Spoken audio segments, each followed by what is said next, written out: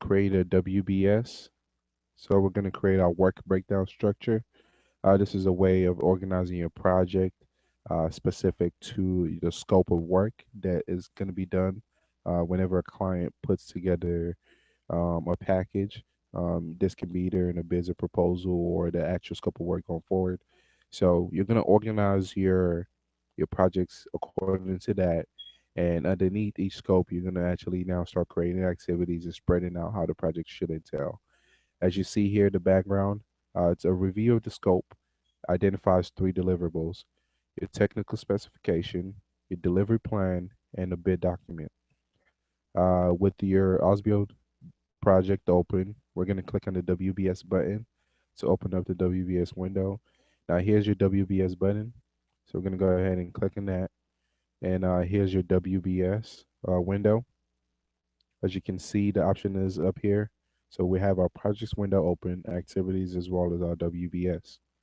You're going to click in the WBS field header until the sort indicator is displayed as a three horizontal bar as displayed in the picture below. The WBS will now be displayed in a hierarchy order.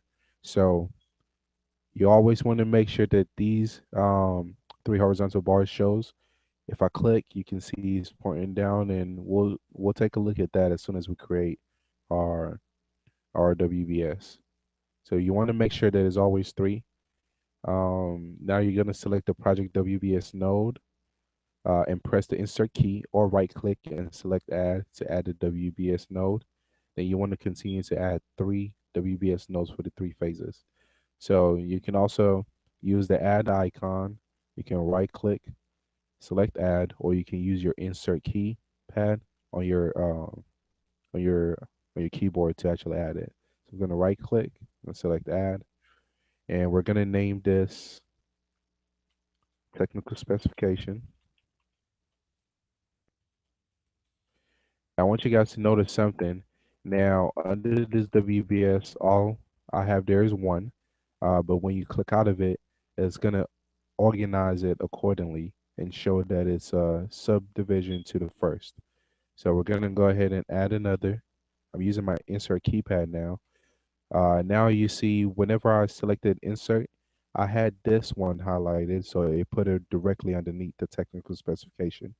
I'm going to go ahead and change the name to delivery plan. Now it isn't supposed to be under technical specification, so I'll need to shift it out. Uh, oh, a couple ways to do that. You can use your move left icon, and these are different icons to play with as well. Or you can use control and the left keypad on your keyboard to move it out, and it will automatically organize the structure again.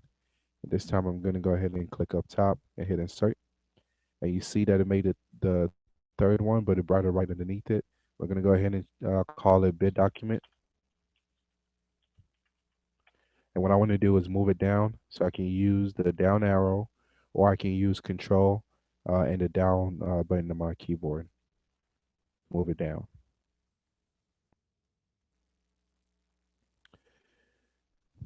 Now, like I said, if the WBS nodes are not indented, click the WBS code headed as described in paragraph 2 until they're indented. So here I'm going to click and just change it. You can see it's all just going in one order.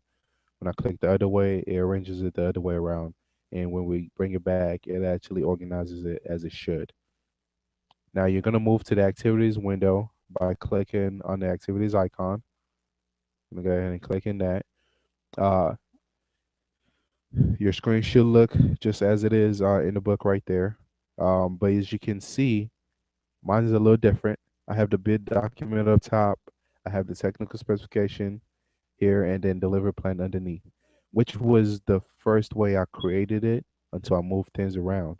Now it recognized it with that same way that I created it the first time around. So what you're gonna have to do now is press your F5 key to refresh the data. Now, this is one important key for you whenever you update your schedules, whenever you update your projects, especially if you're sharing in a shared network with other schedulers, other planners, or the managers. You always want to use your F5 keypad if anyone has access to your project. So whatever changes they make, you can actually recognize it immediately. So we're going to press F5, and it's going to rearrange it as it should.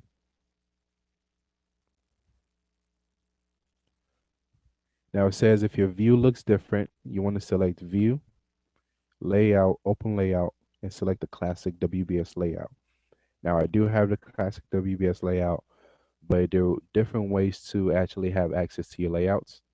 The first being going to View and then Layout,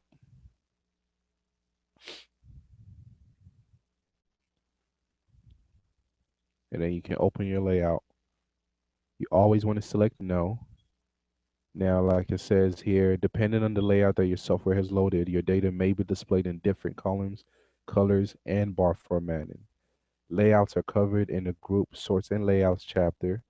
Should your layout not enable you to review your data entry, try selecting a different layout using the same command and selecting another layout from the list, such as the classic or default WBS layout.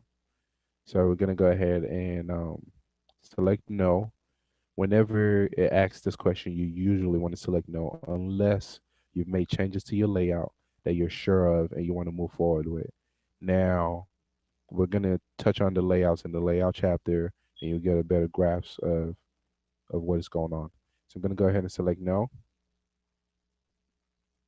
And I already have it selected, but again, if you hit apply, the window stays here and you get to see the option change. So I'm going to use something else.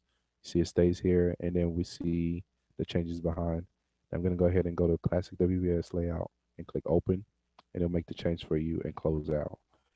Now it says if it is still not displayed correctly, you want to go to View, Group, and Sort By.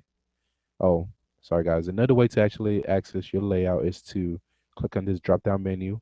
Whenever you see this arrow, there's a drop-down menu there. So you click on it, and you can see layout and other options to use as well. Again, if you right-click in the table, you also have other options that you have quick access to.